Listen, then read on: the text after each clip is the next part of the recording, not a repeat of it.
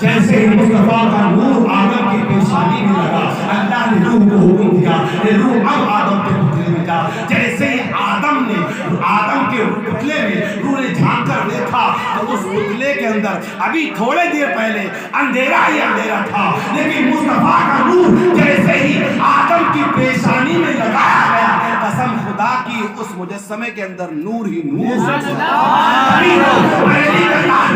احمد رضا پکار اٹھے یا رسول اللہ سب سے اولا ہمارا نبی، سب سے والا ہمارا نبی، سارے اچھوں میں اچھا سمجھے جسے اس اچھے سے اچھا ہمارا نبی کون دیتا ہے، دینے کو منہ چاہیے، دینے والا ہے سچا ہمارا نبی.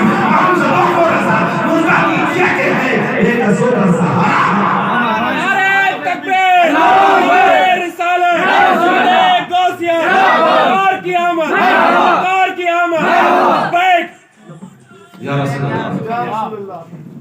نور محمدی آدم کی پیشانی میں. میں اپنی بات کو بہت جلدی سمیٹوں گا، پریشان مت ہوئیے گا. آپ کے ذہن تک جہاں پہنچانا بات آپ کو پہنچانے کی کوشش کروں.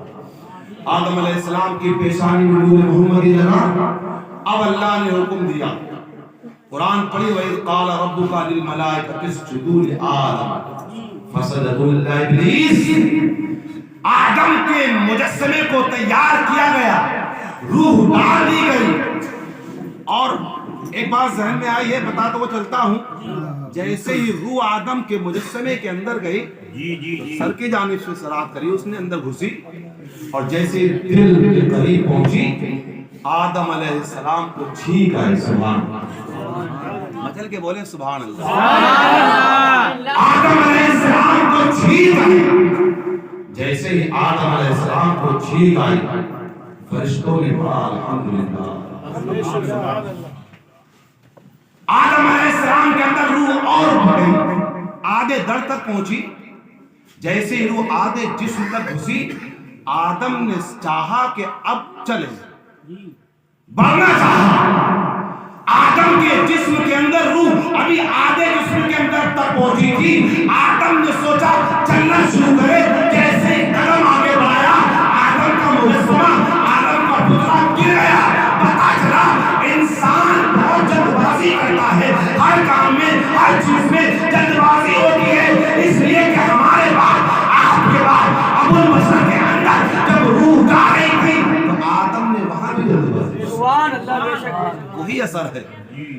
پورے جسم میں روح سرات کر گئی. اللہ نے فرشتوں کو حکم دیا آدم کو سجدہ کرو. تمام فرشتے سجدہ تعظیم میں جھکے.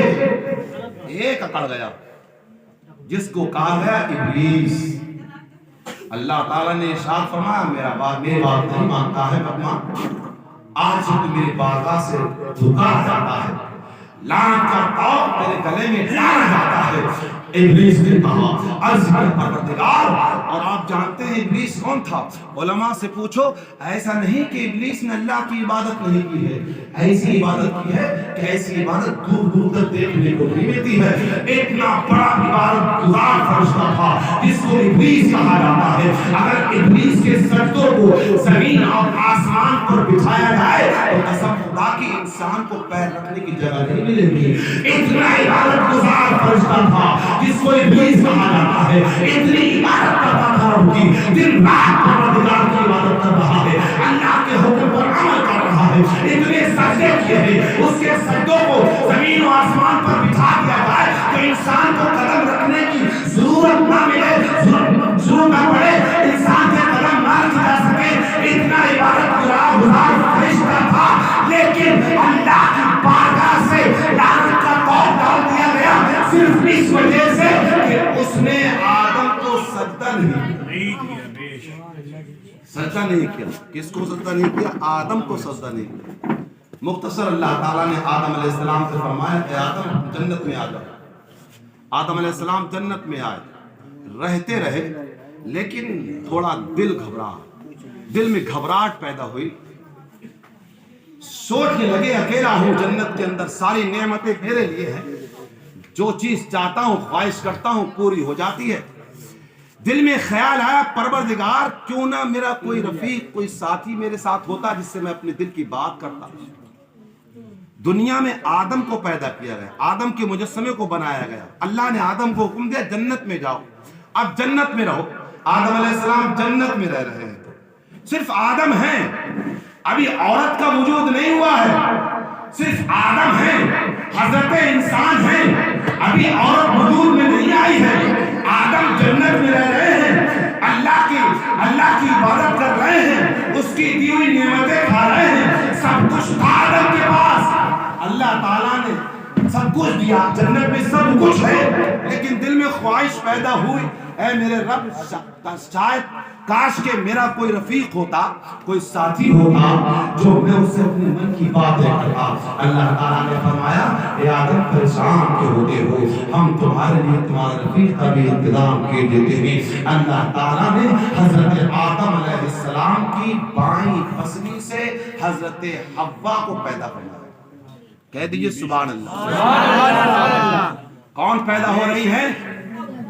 کون پیدا ہو رہی ہیں؟ حضرت حوا، جو آپ کی بھی ماں ہے اور ہماری بھی ماں ہے۔ عورتیں سمجھیے ان کی آواز آ گئی، لیکن آپ نہیں سمجھنے لگ رہا ہے، آپ سوچ رہے ہیں سلام کرو، پڑھ لو، سلام نہیں پڑھیں گے آپ، کیونکہ آپ شہنشاہ ترنم کو جب فجر تک سن سکتے ہیں تو ہماری بھی ٹوٹی پھوٹی باتیں فجر تک سن سکتے ہیں، ہے نہیں؟ اگر ٹائم ایسا ہو گیا کہ ہم بھی سوئیں کہ پھر فجر پڑھیں کہ مدرسے جائیں، حالانکہ گھر پہ بیٹا انتظار کرتا ہوگا، اگر وہ آنکھ کھلی ہوگی دیکھتا ہوگا ابو کہاں گئے، ہے نہیں؟ اللہ تعالیٰ نے آدم علیہ السلام کی بائیں پسلی سے حضرت حوا کو پیدا کیا۔ حضرت حوا پیدا ہوئی ہیں آدم کی بائیں پسلی سے۔ مولانا راشد صاحب، علی گور صاحب، جی بے شک، خالد ظفر صاحب کہاں گئے؟ چلے گئے؟ ہاں ویسے وہ جائے بھی نہیں۔ حافظ کیف صاحب، سمجھ میں آ رہی بات؟ آدم علیہ السلام کی بائیں پسلی سے حضرت حوا پیدا ہو رہی ہیں۔ اب میں آپ سے پوچھنا چاہتا ہوں، پسلی کی شکل کیسی ہوتی ہے؟ پسلی کی نشونما کیسی ہوتی ہے؟ پسلی سیدھی نہیں ہوتی، بلکہ پسلی کے اندر کجی پن ہوتا ہے۔ اڈو بھائی میکس تو لکھ رہی ہے نا، جھوم کر بولے سبحان اللہ۔ پسلی سیدھی نہیں ہوتی ہے، بلکہ پسلی کے اندر کجی پن ہوتا ہے۔ اگر کسی کی سیدھی ہو وہ نہ بولے، اور جس کی ٹیڑھی ہو وہ بولے۔ اب تو سمجھ گئے، ٹیڑھی ہے سب کی نا، جھوم کر بولے سبحان اللہ۔ آدم علیہ السلام کی بائیں پسلی سے حضرت حوا کو پیدا کیا گیا، اور پسلی ہے ٹیڑھی۔ تو میں آپ سے کہنا چاہتا ہوں مسلمانوں، جب آپ کو اللہ کو وقت دے کہ جب آپ کا نکاح ہو جائے، اور نکاح کے بعد ضروری نہیں ہے کہ میاں بیوی کے مزاج مل جائیں، سمجھ رہے ہیں؟ یہ ضروری گارنٹی نہیں ہے کہ میاں بیوی کے مزاج مل جائیں، نہیں بھی ملتے، اور نہ ملنے کی وجہ سے ہی وہ لفظ زبان پہ آتا ہے جو کہ نہیں آنا چاہیے، اور جب شرعی اعتبار سے آ جانا چاہیے تو پھر دے دینا چاہیے۔ لیکن شریعت نے کہا ایک دم 3 بار طلاق کہہ دینا یہ گناہ ہے، یہ جائز نہیں ہے۔ شریعت نے بتایا اگر آپ کو اپنی بیوی سے بن نہیں رہی ہے، یا بیوی آپ کے ساتھ نہیں رہنا چاہتی ہے، آپ بیوی کو طلاق دینا چاہتے ہیں، تو شریعت کہتی ہے جب بیوی پاک ہو جائے تو صرف 1 طلاق دو۔ کتنی دو؟ اب جاہل لوگ پہلے 3 کر دیتے ہیں، 1 2 3، اب اس کے بعد فجر ظہر یا عصر یا عشاء مغرب ویسے نہیں پڑھی ہوگی، جا کے پڑھیں گے شاہ کی مسجد کے امام صاحب کے پیچھے نماز، اب کہیں گے حضرت تینوں دے دی، راستہ نکال۔ یہ ہوتا نہیں ہوتا؟ جی حضرت 90% یہ ہوتا، کہتے ہیں غصے میں دے دی۔ ہاں، جب تینوں دے دی تب جا کے ان کے پیچھے نماز بھی پڑھیں گے، چاہے تھوڑی دیر پہلے یا کچھ دنوں پہلے کوئی خامی نکالی ہو۔ امام کے پیچھے تو مقتدی بچے بہت جلدی خامی نکال لیتے ہیں، ہے نہیں؟ حضرت کوئی راستہ بتاؤ. حضرت ماشاءاللہ عالم ہے اور سی استعداد عالم صلاحیت رکھتے ہیں. کہیں گے ارے نادان، ارے پاگل، اگر 3 دینے سے پہلے آتا تو راستہ نکالتا. اب تو 3 دے کر کے آیا ہے، اب تو راستہ میں نہیں بلکہ شریعت ہی نکالے گی. جو شریعت کا حکم آئے گا وہی ہمیں اسی پر عمل کرنا ہوگا. کہنا کہ رہا ہوں انسان کی بائیں پسلی سے عورت کا وجود ہوا ہے، عورت پیدا ہوئی ہے. اللہ نے آدم کی بائیں پسلی سے عورت کو پیدا کیا اور پسلی ہے ٹیڑھی. یہاں سے اللہ ہمیں اور آپ کو عقل دے رہا ہے کہ انسان کے عورت کے مزاج میں کجی پن ہوتا ہے، ٹیڑھا پن ہوتا ہے. اگر وقت ایسا وقت آ جائے کہ مرد کی عورت سے بن نہیں رہی ہے یا تضاد زیادہ ہے، نااتفاقی بڑھ رہی ہے، تو انسان کو اس آدمی کو چاہیے اس وقت کے لیے عورت سے ہٹ جائے. جی کہیں چلا جائے، باہر نکل جائے، وضو کر لے، نہا لے، بیٹھ جائے، کوئی ایسا کام کر لے جس سے کہ اس کا غصہ ٹھنڈا ہو جائے. جی بہت اچھی جانکاری. بتانا ہی چاہ رہا ہوں عورت کی پیدائش میں ہی کجی پن ہے، ٹیڑھا پن ہے، تو اس کی عادت میں بھی ٹیڑھا پن. لیکن جتنی ٹیڑھی ہوتی ہے نا اتنی رحم دل بھی ہوتی ہے، نرم دل بھی ہوتی ہے. ہاں اگر نہ دیکھنا ہو تو اپنی ماں کو دیکھو. حضرت پریشان مت 2 گھنٹے بولوں گا، زیادہ نہیں دیں گے. مولانا راشد صاحب ماشاءاللہ ہر ہفتے اور ہر دن 21 تاریخ کی دعوت آپ کو دی، انہوں نے ہمیں نہیں دی ہے. اچھا جملے بولے سبحان اللہ. اتنا اچھا بولتے ہیں. اگر آپ ان کی باتوں پہ ہم اور آپ عمل کر لیں جی بے شک انشاءاللہ ایک انقلاب برپا ہوگا. بہت اچھا بولتے ہیں. انسان کے گھر میں اللہ نے عورت ایک ایسا سکون، ایک ایسے دل کی تسلی تشفی کے لیے اللہ نے آدم کی دل کی تسلی تشفی کے لیے عورت کو بخشا. چاہتا تو کوئی دوسرا آدمی پیدا کر دیتا، لیکن اللہ نے عورت کا وجود کیا. جنت کے اندر عورت پیدا ہوئی تو جتنے اس کے مزاج میں کجی پن ہوتا ہے، ٹیڑھا پن ہوتا ہے، ویسے ہی اس کا دل نرم ہوتا ہے، موم ہوتا ہے. اگر دیکھنا ہو تو کبھی اپنی ماں کے چہرے کو دیکھ لینا، دیکھنا ہو کبھی اپنی ماں کے مساح کو دیکھ لینا. آپ اپنی ماں کو کچھ نہ کھلاؤ، آپ اپنی ماں کو اچھا نہ پہناؤ، آپ اپنی ماں کے ساتھ اچھا سلوک نہ کرو، لیکن اگر آپ کے تلوے میں کانٹا چبھ جائے تو سب سے پہلے تکلیف ماں کو ہوا ہے، سب سے پہلے احساس ماں کو ہوا ہے، سب سے پہلے دوڑے دوڑے ماں آتی ہے. ماں اپنی بیٹے سے، اپنی اولاد سے بے پناہ محبت کرتی ہے، ایسی محبت کرتی ہے. نہ اس کو دولت کی خواہش ہے، نہ اس کو شہرت کی خواہش ہے، نہ اس کو مال کی خواہش ہے. اس کو کسی چیز کی خواہش نہیں ہوتی، صرف خواہش ہوتی ہے کہ میرا بیٹا صحیح سلام ہو. سبحان اللہ، نعرہ رسالت، مسلک اعلی حضرت، مسلک اعلی حضرت، نعرہ تکبیر. اللہ کا شکر ہے میرے بغیر کئے مجمع سے نہ لگا. جی جھوم کر بولے سبحان اللہ. کی ضمانت ہے. سبحان اللہ. پروردگار عالم نے حضرت حوا کو جنت میں پیدا کیا، مائیں پسلی سے بنایا. بات آگے بڑھا رہا ہوں، بولوں گا تو بہت وقت ہو جائے گا. رہتے رہے حضرت آدم و حوا جنت کے اندر. اللہ نے ایک حکم اور دیا تھا آدم کو، لا تقربا هذه الشجر. اللہ تعالیٰ نے ارشاد فرمایا آدم جنت میں رہ رہے ہو نا، اور حوا بھی ہیں، اب دونوں جنت میں رہو، جنت کے مزے لو، لیکن حکم ربی تھا لا تقربا هذه الشجر. اے آدم اس درخت کے قریب مت جانا. کیا فرمایا اللہ تعالیٰ نے؟ یہ جو درخت دیکھ رہے ہو نا، کئی روایتیں ہیں، کوئی انگور کا بتاتا ہے، کوئی گیہوں کا بتاتا ہے. اس درخت کے قریب نہ جانا یہ تمہارے لیے جائز نہیں ہے.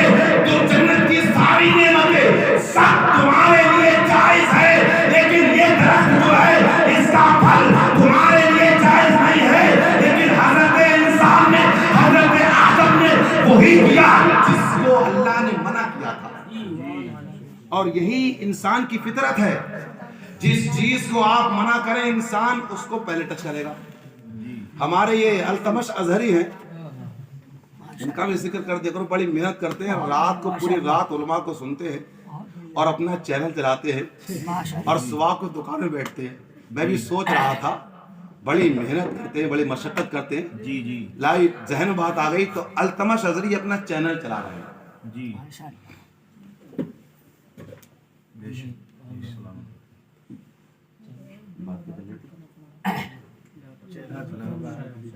انسان کی فطرت ہے جس چیز کو منع کیا جاتا ہے وہی کرتا ہے.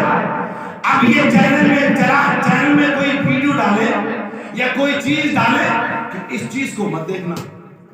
انسان سب سے پہلے ان چیز اب پیچھے پہنچو. اللہ نے ارشاد فرمایا لا تقربا هذه الشجرة اے آدم یہ پھل ہے نا, یہ درخت کا پھل تمہارے لیے جائز نہیں ہے. جنت کی تمام نعمتیں تمہارے لیے ہیں لیکن یہ پھل تمہارے لیے نہیں ہے. اس درخت کے قریب مت آنا. آدم نے کہا, آدم سوچنے لگے اور خود نہیں سوچا بلکہ وہ آ گیا جو کہ جس کے گلے میں لعنت کا تاؤ ڈال دیا گیا تھا. شیطان جنت میں گھسا. نفس امارہ نے کہا اے آدم اللہ نے اس پھل کو منع کیا کھانے کے لیے.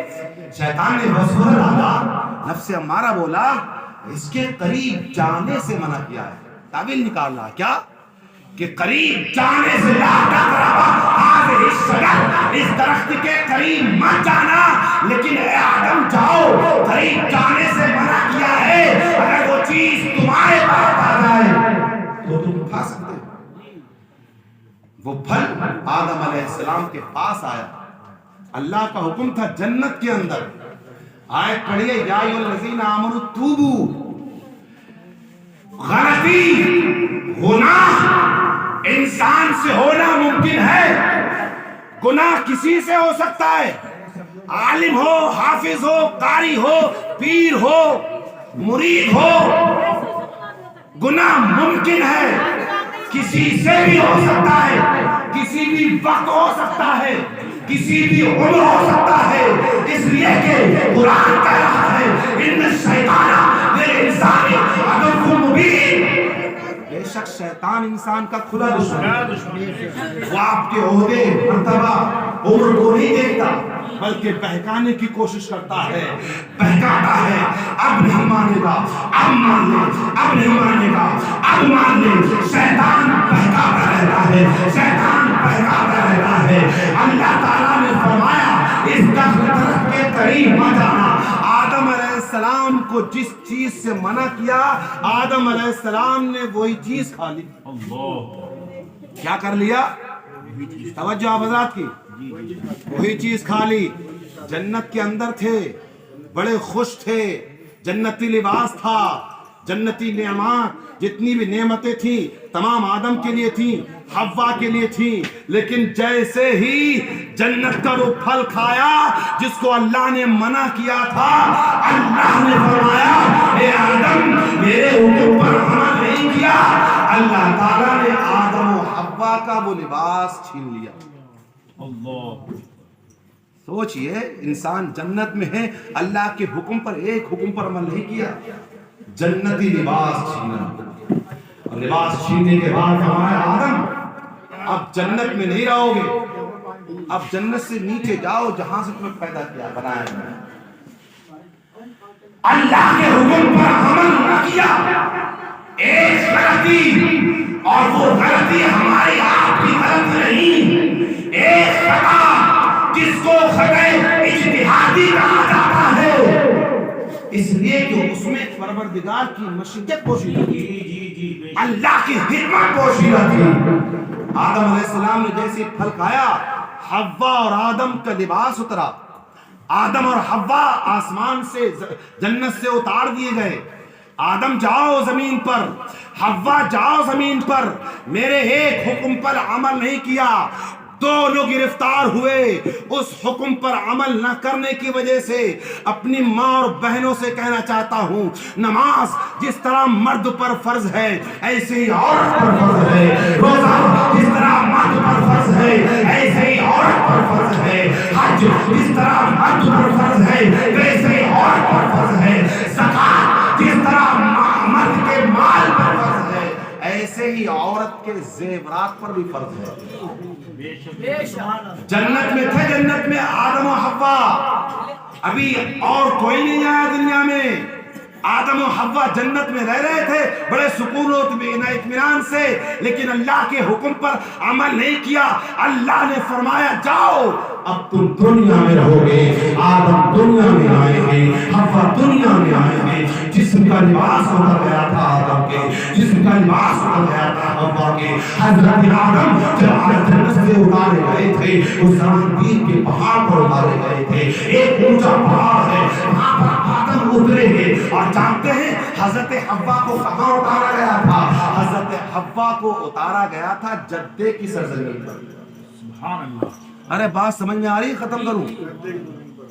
ہاں پھنس رہی ہے دماغ میں؟ ماشاءاللہ سب لوگ سن رہے ہیں۔ جدے کی سرزمین پر حضرت حوا کو اتارا گیا، آدم کو ہندوستان کی سرزمین پر ایک پہاڑ جس کو تاریخ میں سانپیت کہا گیا اس پہاڑ پر اتارا گیا۔ آدم کو اس پہاڑ پر اتارا گیا۔ شاعر مشرق ڈاکٹر اقبال نے تاریخ پڑھی، قلم کو ہٹا دی اور کہنے لگے سارے جہاں سے یہ گلزار ہمارا سب سے پہلی آزاد اگر کہیں ہوئی ہے وہ ہندوستان کی سرزمین پر ہوئی ہے۔ تبھی تو شاعر مشرق ڈاکٹر اقبال نے کہا مغرب کی وادیوں میں اونچی آزاد ہماری، تھمتا نہ تھا کسی سے سیر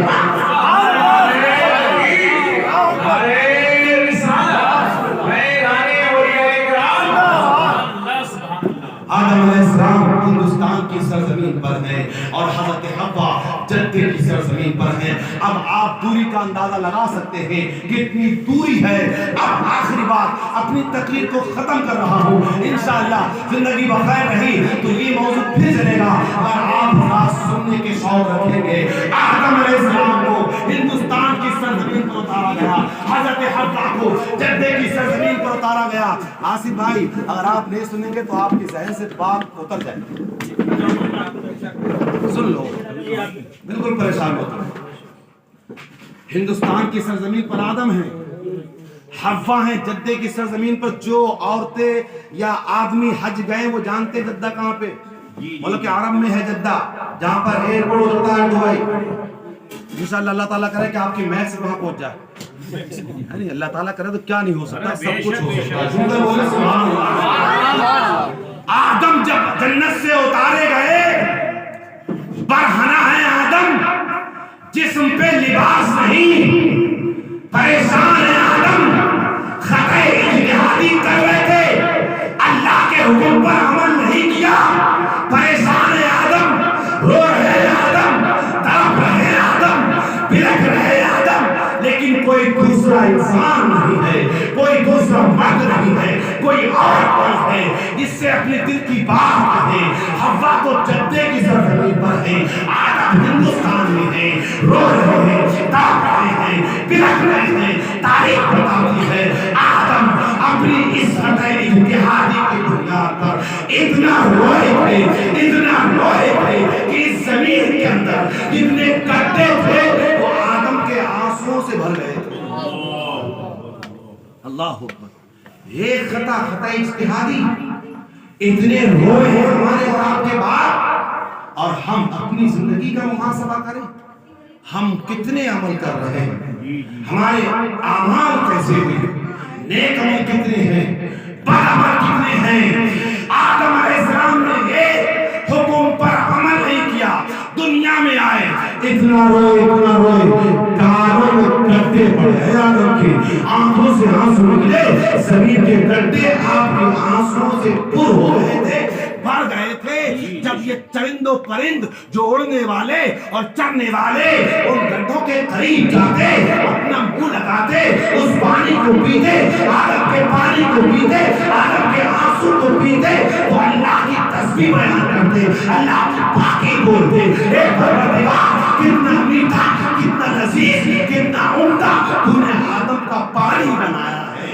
आदम अलैहिस्सलाम जब ये सुनते थे तो और रोने लगते थे, हे परवरदिगार मेरा मजाक तो अब चरिंदों परिंदों बना,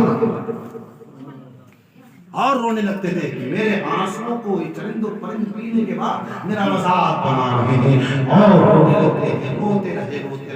तारीफ बताती है गाल सूख गए थे, दर्द बढ़ गए थे।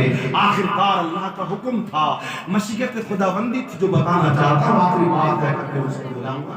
आदम चले हैं, उधर हव्वा है जद्दे की सरजमीन पर, आदम पैदल पैदल जा रहे हैं, ना रोड है ना सवारी है, क्या माहौल रहा होगा, कैसी सरजमीन होगी, अल्लाह जाने उसका रसूल जाने। आखिरकार आदम अलैहिस्सलाम हिंदुस्तान को छोड़कर, सारे देशों को छोड़कर एक जगह पहुंच जाते हैं जिसको अरफात कहा जाता है। क्या कहा जाता है? झूमकर बोले सुभान अल्लाह। शायद हम में से ज्यादा लोग ऐसे जिन्होंने वो पाक दियार नहीं देखा। अल्लाह ताला आज की इस महफिल के सदक़े में हम तमाम लोगों को हाजी और हज्जी बना दे। अरे आमीन कह दो। हर आदमी चाहता है कि हम खाने काबा का तवाफ करें, हर आदमी चाहता है कि गुंबद खज़रा के सामने पढ़ूं, काबे के बदल गुजा करके तैवा के शम्स दुहा और कोई तैब जाती से निहा होगा जब ना खुदा ही छिपा करते। हर इंसान चाहता है। आदम चले हैं, वहां पहुंचे जिसको मैदान अरफात कहा जाता है। हव्वा थी जद्दे की सरजमीन पर और आदम और हव्वा बरहना थे। हजरत आदम अलैहिस्सलाम के पास कोई लिबास नहीं था, तो आदम अलैहिस्सलाम ने केलों के पत्तों से अपने जिस्म को ढांपा था। पत्ते इस्तेमाल किए थे। आदम चले हैं, मैदान अरफात पहुंचे हैं, वहीं पर अल्लाह का हुक्म था, अल्लाह की मशीयत थी, परवरदिगार की मशीयत की वजह से हजरत हव्वा भी मैदान अरफात पहुंच जाती है। कह दीजिए सुभान अल्लाह। आदम चले हैं, इधर से हव्वा है, और दोनों की मुलाकात जन्नत से उतारने के बाद दोनों की मुलाकात हो रही है मैदान अरफात में। इसी वजह से उसका नाम रखा गया अरफात, पहचानने की जगह। पहचान हो रही है। आदम ने हव्वा को पहचाना और हव्वा ने आदम को पहचाना, इसलिए कि दोनों की मुलाकात जन्नत में हुई थी। जन्नत से उतारे गए, एक को हिंदुस्तान उतारा गया, दूसरे को जद्दे में, और जब दुनिया में आकर दोनों की मुलाकात हुई तो वो जगह थी मैदान अरफात। आदम ने हव्वा को पहचाना, हव्वा ने आदम को पहचाना, और इस तरीके से अब ये दोनों दुनिया में रहते रहे। जो जाना चाह रहे चले जाना, जो बैठे वो सुनते रहे। जुमकर बोले सुभान अल्लाह। अल्लाह ताला ने इरशाद फरमा, आमनु ऐ ईमान वालो तूबू इलल्लाह।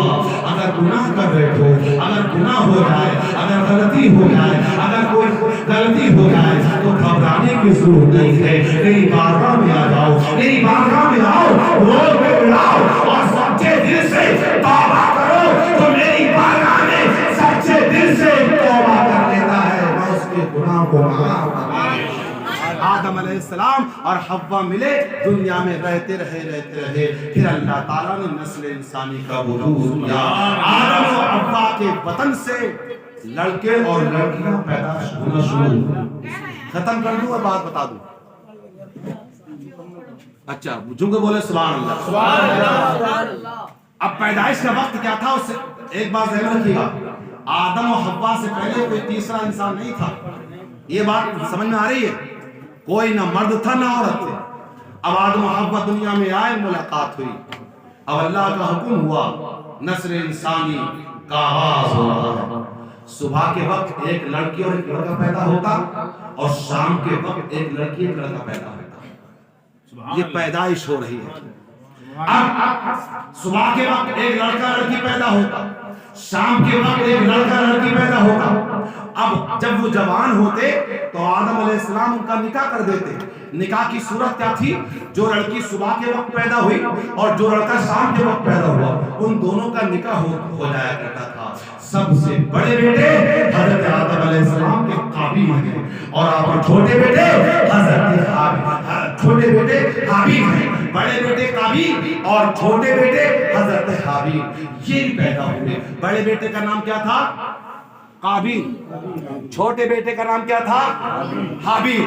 اب جو بڑا بیٹا پیدا ہوا قابیل، اس کے ساتھ ایک لڑکی پیدا ہوئی، حسین و جمیل خوبصورت پیدا ہوئی۔ شام کے وقت حابیل پیدا ہوئی، ان کے ساتھ ایک لڑکی پیدا ہوئی، وہ قابیل کی نیت کے اعتبار سے، اس کے دل کے اعتبار سے خوبصورت نہیں تھی۔ مختصر یوں سمجھو یہ پیدا ہوئے۔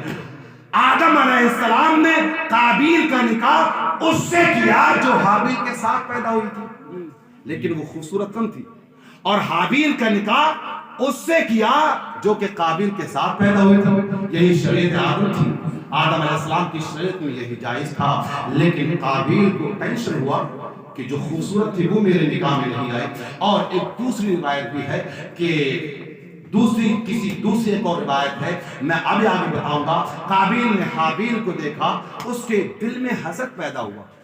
کیا پیدا ہوا؟ بغض پیدا ہوا۔ اچھا، ہر ایک چیز حسد بغض نہیں ہوتی ہے، کبھی کبھی بھائی آپس میں ناراض ہو جاتے ہیں کسی چیز کو لے کر کے، تو ایک بھائی کہتا ہے میرا بھائی مجھ سے حسد کر رہا ہے، آدمی ترنت یہ کہتا ہے حسد کر رہے ہیں۔ کمنٹ پڑھو تو لکھ کے آتا ہے حاسدین جل جائیں، آپ پڑھتے رہو بولتے رہو۔ ہر چیز، ہر ایک ناراضگی حسد کا سبب نہیں ہوتی۔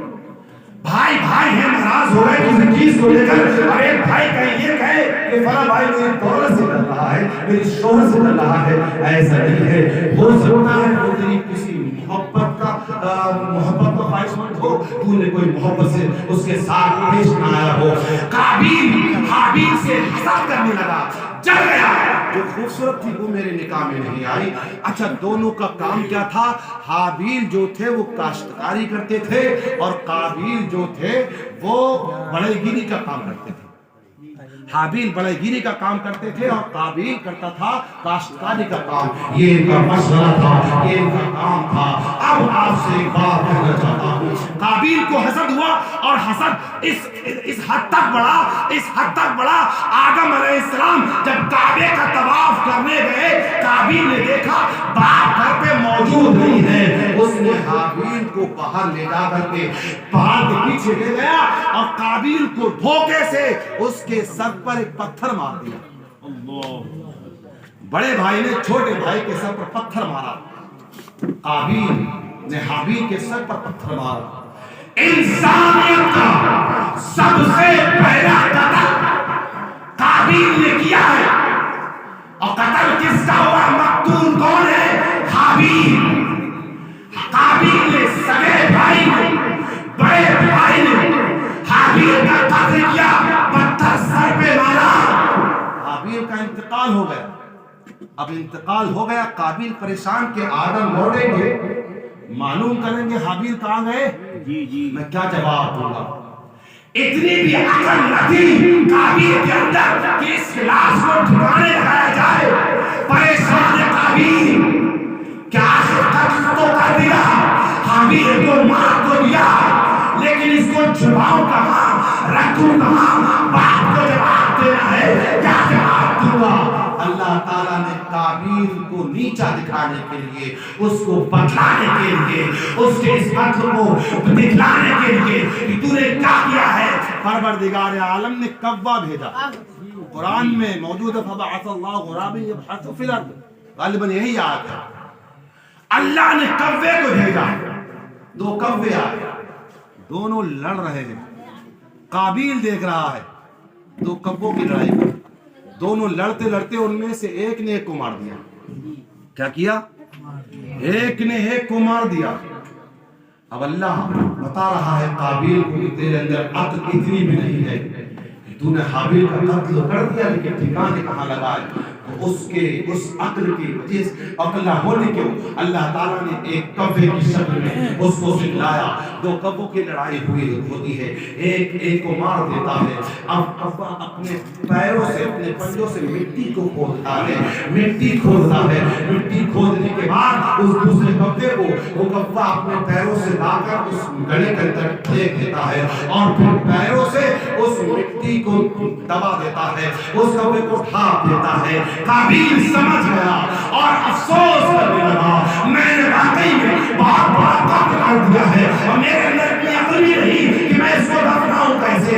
اللہ نے دو کووں کو بھیجا، اور قابیل نے فوراً ایک گڑھا کھودا، اور کھودنے کے بعد اپنے حقیقی بھائی کو اس گڑھے کے اندر دفنا دیا. انسانیت کا پہلا قتل انسانیت کا وہاں پہ ہوا تھا. اور آج تک بھائی بھائی کا دشمن ہوا ہے, دوست دوست کا دشمن ہو رہا ہے. مسلمانوں, میں کہنا یہ چاہتا ہوں, غلطی ہوتی ہے انسان سے. قرآن فرما رہا ہے خطا ہو جائے تو خطا ہونے کے بعد آپ اکڑو مت, اتراؤ مت, اللہ کی بارگاہ میں آؤ. فتح اجتہادی آدم سے ہوئی تھی. آدم روتے رہے, بلاتے رہے, اللہ نے معاف نہیں کیا, لیکن معاف کب کیا؟ جب آدم نے امام الانبیاء کا وسیلہ دیا تو آدم کی خطا اجتہادی کو معاف. انسان توبہ کرے, گناہ کر لے, گناہ ممکن ہے, کسی سے کسی وقت بھی ہو سکتا ہے, لیکن اس کے بعد سچے دل کے ساتھ, نیک ارادے کے ساتھ اللہ کی بارگاہ میں توبہ کرو تو پروردگار تمہارے گناہوں کو معاف فرما دے گا. توبوا الی اللہ, ایسی توبہ کرو جو آگے کے لیے درس عبرت ہو جائے, نصیحت ہو جائے اور تاریخ بتاتی ہے. جن سے گناہ ہوئے, جن سے خطائیں ہوئی, جب انہوں نے اللہ کی بارگاہ میں سچی توبہ کی تو شراب کی بوتل دودھ کی بوتل سے بدل گئی. ذہن میں واقع آ گیا, حضرت عمر فاروق اعظم رضی اللہ تعالیٰ عنہ کا دور ہے, دور خلافت ہے, دوسرے خلیفہ ہیں اسلام کے, امیر المومنین ہیں. رات کی تاریکی میں مدینے کی گلیوں میں ٹہل رہے تھے, شارٹ کر بتا رہا ہوں, گھوم رہے تھے, ایک شرابی کو دیکھا جو شراب پی کر آ رہا. عمر فاروق اعظم کا دور, تاریخ بتاتی جس راستے سے عمر گزر جاتے اس راستے سے شیطان نہیں گزرتا تھا, شیطان بھی اپنا راستہ بدل لیا کرتا تھا. عمر فاروق اعظم رضی اللہ تعالیٰ نے دور سے دیکھا انسان اور مسلمان پیر لڑکھڑا رہے ہیں, سمجھ گئے شراب پی کر کے آ رہا. اور جیسے اس آنے والے نے توبہ کی, جیسے اس آنے والے نے دیکھا عمر آ رہے ہیں, وہ انسان لرزنے لگا, کہاں گیا. حضرت عمر سامنے ہے, شراب کی رنگین بوتل اس انسان کے پاس, لیکن جیسے عمر کو دیکھا سارا نشہ اتر گیا. حضرت عمر دور ہیں, قریب ہو رہے ہیں, چل رہے ہیں, قدم بڑھ رہے ہیں دونوں. اس انسان شرابی انسان نے اللہ کی بارگاہ میں دعا ہوا, اے پروردگار تیری بارگاہ میں سچی توبہ کر رہا ہوں, آج سچے دل سے تیری بارگاہ میں توبہ کر رہا ہوں. اے کائنات کے پیدا کرنے والے, اے پروردگار عالم, آج تو مجھے عمر کے عذاب سے بچا لے. اگر آج تو نے مجھے عمر کے دروں سے, عمر کے کوڑوں سے, عمر کے سزا سے بچا لیا, میں تیری بارگاہ میں سچی توبہ کرتا ہوں. آج کے بعد شراب نہیں پیوں گا, شراب کو دیکھوں گا نہیں, شراب کو ہاتھ میں لگاؤں گا. یہ سچی توبہ کی تھی. آگے بڑھا, ادھر سے عمر بڑھے, اس انسان نے وہ رنگین بوتل جو اس کے ہاتھ میں تھی, اس نے اس کو اپنی چادر کے نیچے چھپا لیا اور عمر کے قریب پہنچا. حضرت عمر غضب کی حالت میں ہے اور آپ نے غضب کہا تھا, اے مسلمان تجھے پتہ نہیں ہے شراب حرام کر دی گئی ہے, مسلمانوں پر اب شراب حرام ہے اور تو نے میرے دور میں شراب پی ہے. اس انسان نے بے ساختہ مچل کر کہا تھا, اے عمر میں نے شراب نہیں پی ہے. کہا جھوٹ بولتا ہے, سزا تیرے اوپر لازم ہو گئی. کہا نہیں, کہا تو نے جو بوتل چھپائی ہے وہ دکھا کیا ہے. وہ انسان بے ساختہ اس کی زبان سے نکلا, اے عمر میری بغل کے نیچے شراب کی بوتل نہیں بلکہ دودھ کی بوتل ہے. کہہ دیجئے سبحان اللہ. ابھی چند قدم پہلے سچی توبہ اللہ کی بارگاہ میں کر چکا تھا. عمر نے کہا جھوٹ بولتا ہے, شراب پی کر بھی جھوٹ بول رہا ہے اور بوتل چھپا کر بھی جھوٹ بول رہا ہے. دکھا شراب دودھ کی ہے کہ شراب, بوتل شراب کی ہے کہ دودھ کی ہے. انسان سچی توبہ کر چکا تھا اللہ کی بارگاہ میں, دل سے توبہ کی تھی, اس لیے کہ گناہ کبھی بھی کسی سے کسی وقت بھی ہو سکتا ہے. سچی توبہ کی اپنے رب کی بارگاہ میں, آج عمر کے عذاب اور عمر کی سزا سے بچا لے, آج کے بعد شراب نہیں پیوں گا. جیسے ہی عمر نے کہا, حضرت عمر نے فرمایا بوتل باہر نکال, دیکھنا چاہتا ہوں شراب کی بوتل ہے یا دودھ کی بوتل ہے. جیسے ہی उस इंसान ने बगल में हाथ डाला, तौबा तो कर चुका था लेकिन सोच रहा था ना जाने मेरा क्या होगा। तौबा कबूल हुई है कि नहीं हुई है। शराबी हो, हाथ लरस रहे थे, कांप रहे थे, इसलिए कि उमर सामने खड़े थे। उस इंसान ने बगल से बोतल निकाली और निकालने के बाद जैसे ही हजरत उमर के सामने उस बोतल को किया, कसम खुदा की तारीफ शाहिद है, हजरत उमर ने अपनी माथे की आंखों से देखा जो बोतल शराब की थी वो दूध की बोतल से बदल गई। हजरत उमर परेशान, मैंने खुद देखा शराब की बोतल है, हाथ कभी से आवाज आती है, उमर परेशान क्यों होते हो? हमारी बारगाह में जो सच्चे दिल से तौबा कर लेता है तो फिर हम उसकी शराब की बोतल को दूध की बोतल से ऐसे ही बदल दिया करते हैं। मुसलमानों में शर्त इतनी सी है कि सच्चे दिल से तौबा कर लो। हम तौबा को गुनाह कर रहे हैं, इधर तौबा की उधर वही गुनाह कर रहे हैं जिस गुनाह की तौबा की है। इसीलिए हम सच्चे दिल से, सच्चे तरीके से हम तौबा नहीं कर रहे हैं। अगर हम सच्चे दिल से तौबा करते तो परवरदिगार हमारे गुनाह को माफ फरमा देगा। तो हुए अल्लाह की बारगाह में तौबा करो। अस्तगफिरुल्लाह मा अलैना इल्लल बलाग।